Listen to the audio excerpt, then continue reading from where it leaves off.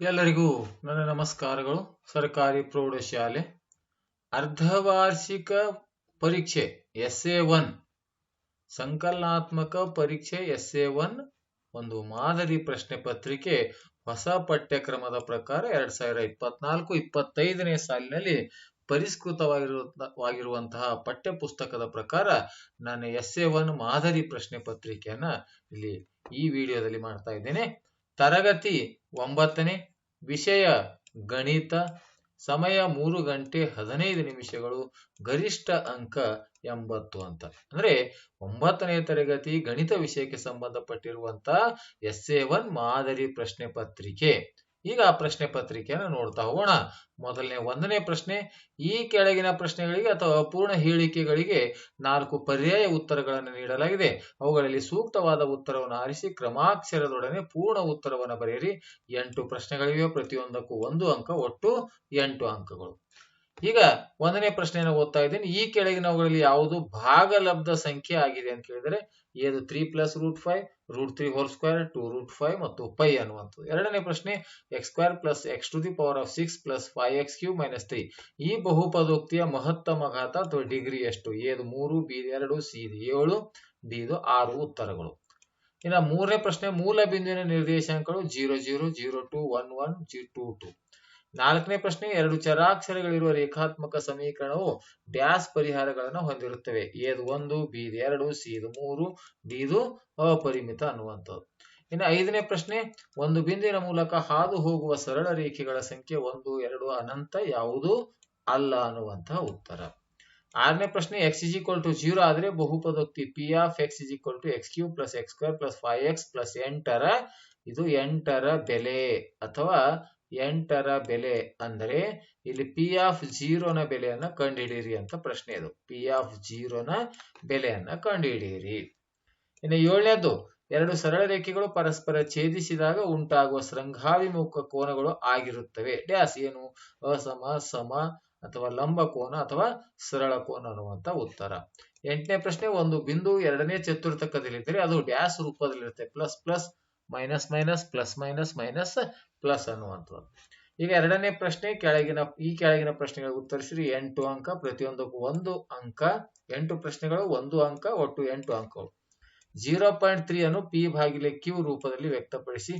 10ನೇದು, ಒಂದು ಸರಳ ರೇಖೆ ಮೇಲೆ ಒಂದು ಕಿರಣವು ನಿಂತಾಗ ಉಂಟಾಗುವ ಪಾರ್ಶ್ವ ಕೋನಗಳ ಮೊತ್ತ ಎಷ್ಟು ಅಂತ ಬರೀಬೇಕು. 0 ಒಂದು ಭಾಗಲಬ್ಧ ಸಂಖ್ಯೆ, ನೀವು ಅದನ್ನು p/q ರೂಪದಲ್ಲಿ ಬರೆಯಬಹುದೇ? 12ನೇ ಪ್ರಶ್ನೆ, a+b² ಸೂತ್ರವನ್ನು ಬರೆಯಿರಿ. 12ನೇ ಪ್ರತ್ಯೇಕ ಬಿಂದುಗಳ ಮೂಲಕ ಎಷ್ಟು ಸರಳ ರೇಖೆಗಳನ್ನು ಎಳೆಯಬಹುದು? ಒಂದೇ ಅಂಶಕ್ಕೆ ಸಮನಾಗಿರುವ ಅಂಶಗಳು ಒಂದಕ್ಕೊಂದು ಡ್ಯಾಶ್. 2 ಚರಾಕ್ಷರಗಳುಳ್ಳ ರೇಖಾತ್ಮಕ ಸಮೀಕರಣದ ಆದರ್ಶ ರೂಪ ಬರೆಯಿರಿ. 16ನೇ ಪ್ರಶ್ನೆ, ಪಿ ಕೋನದ ಅಳತೆ 50 ಡಿಗ್ರಿ ಅಂದರೆ ಪಿ ಕೋನದ ಅಳತೆ 50 ಡಿಗ್ರಿ ಆದರೆ ಕ್ಯೂ ಕೋನದ ಅಳತೆ ಎಷ್ಟು ಅಂತ ಇಲ್ಲಿ ಉತ್ತರವನ್ನು ಬರೆಯುವಂಥದ್ದು. ಇನ್ನು 3ನೇ ಪ್ರಶ್ನೆ 2 ಅಂಕದ ಪ್ರಶ್ನೆ, 2 ಅಂಕದ 8 ಪ್ರಶ್ನೆಗಳು, ಒಟ್ಟು 16 ಅಂಕಗಳು. 3 ಮತ್ತು 4ರ ನಡುವಿನ 6 ಭಾಗಲಬ್ಧ ಸಂಖ್ಯೆಗಳನ್ನು ಕಂಡುಹಿಡಿಯಿರಿ. ಅದನ್ನು ಹೇಳೋದು. 18 p of x = x³ + 3x² + 3x + 1 p of 0 ನ ಬೆಲೆಯನ್ನ ಕಂಡುಹಿಡಿಯಿರಿ. 19ನೇ ಪ್ರಶ್ನೆ, a -4 3, b 2 -5 ಈ ಬಿಂದುಗಳು ಯಾವ ಚತುರ್ಥಕ ಭಾಗದಲ್ಲಿ ಬರುತ್ತವೆ? 1 2 3 4. ಇನ್ನು 3a + 4b + 5c² ಅನ್ನು ವಿಸ್ತೃತ ರೂಪದಲ್ಲಿ ಬರೆಯಿರಿ. 21ನೇ ಪ್ರಶ್ನೆ, ಯುಕ್ಲಿಡನ ಯಾವುದಾದರೂ 2 ಸ್ವಯಂ ಸಿದ್ಧಗಳನ್ನು ಬರೆಯಿರಿ. 22ನೇದು, 2x + 3y = k ಎಂಬ ಸಮೀಕರಣಕ್ಕೆ x = 2 y = 1 ಒಂದು ಪರಿಹಾರವಾದರೆ k ಬೆಲೆಯನ್ನು ಕಂಡುಹಿಡಿಯಿರಿ.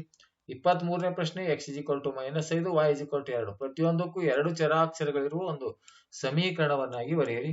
24ನೇ, ಛೇದಿಸುವ ಮತ್ತು ಛೇದಿಸದ ರೇಖೆಗಳನ್ನು ಬರೆಯಿರಿ ಅಂತ.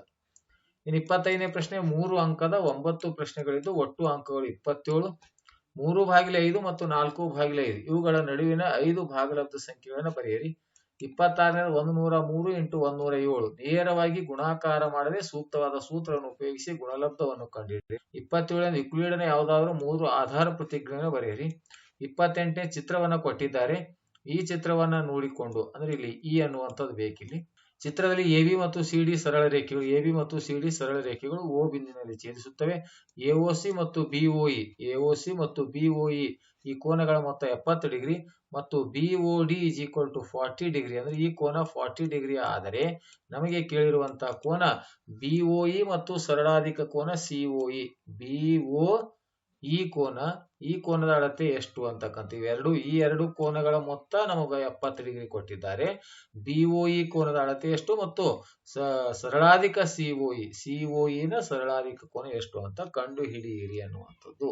ನೆಕ್ಸ್ಟ್ 29ನೇ ಪ್ರಶ್ನೆ 4 + 3y = 12 ಈ ಸಮೀಕರಣಕ್ಕೆ 3 ಪರಿಹಾರಗಳನ್ನು ಕಂಡುಹಿಡಿಯಿರಿ.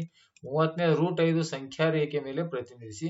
31ನೇ ಕೆಳಗಿನ ಪ್ರತಿಯೊಂದು ಸಮೀಕರಣವನ್ನು ax + by + c = 0 ರೂಪದಲ್ಲಿ ಬರೆಯಿರಿ ಮತ್ತು ಪ್ರತಿ ಸಂದರ್ಭದಲ್ಲಿ a b c ಗಳ ಬೆಲೆಗಳನ್ನು ಬರೆಯಿರಿ. 32ನೇ ಪ್ರಶ್ನೆ ಸೂಕ್ತವಾದ ನಿತ್ಯ ಸಮೀಕರಣ ಉಪಯೋಗಿಸಿ ಬೆಲೆಯನ್ನು ಕಂಡುಹಿಡಿಯಿರಿ. 102 ಅಂತ. ಇನ್ನು 33ನೇ ಪ್ರಶ್ನೆ P Q R ಮತ್ತು S ಬಿಂದುವಿನ ನಿರ್ದೇಶಾಂಕ. P ಬಿಂದುವಿನ ನಿರ್ದೇಶಾಂಕ, Q R ಮತ್ತು S ಬಿಂದುವಿನ ನಿರ್ದೇಶಾಂಕಗಳನ್ನ ಬರೆಯಿರಿ ಅಂತ.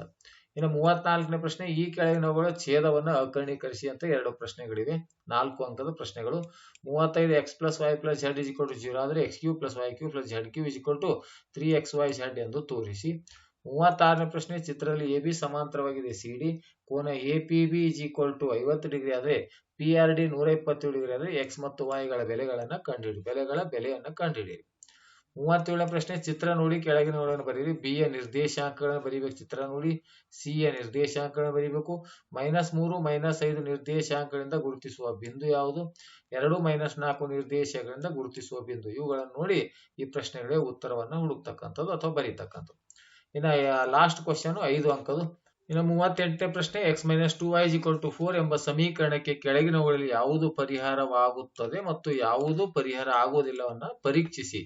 ಅಂದ್ರೆ ಇಲ್ಲಿ x ಬೆಲೆ 0 y ಬೆಲೆ 2ಗಳನ್ನು ಆದೇಶಿಸಿ ಎಡಭಾಗ ಮತ್ತು ಬಲಭಾಗಗಳು ಸಮನಾಗಿವೆ ಅನ್ನುವಂಥದ್ದನ್ನ ಈ 4 ಪ್ರಶ್ನೆಗಳಿವೆ.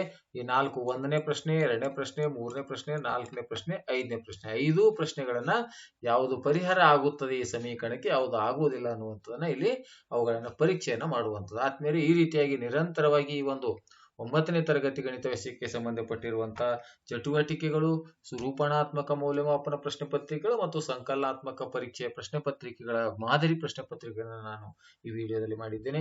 ನಿರಂತರವಾಗಿ ನಾನು ವಿಡಿಯೋಗಳನ್ನು ಮಾಡ್ತಾ ಇದ್ದೀನಿ. ವಿಡಿಯೋ ಇಷ್ಟವಾದರೆ ದಯವಿಟ್ಟು ಲೈಕ್ ಮಾಡಿ, ಶೇರ್ ಮಾಡಿ ಮತ್ತು ಸಬ್ಸ್ಕ್ರೈಬ್ ಮಾಡೋದನ್ನು ಮರೆಯಬೇಡಿ ಅಂತ ಹೇಳುತ್ತಾ ಈ ವಿಡಿಯೋ ನೋಡಿರುವ ತಮ್ಮೆಲ್ಲರಿಗೂ ನನ್ನ ನಮಸ್ಕಾರಗಳು.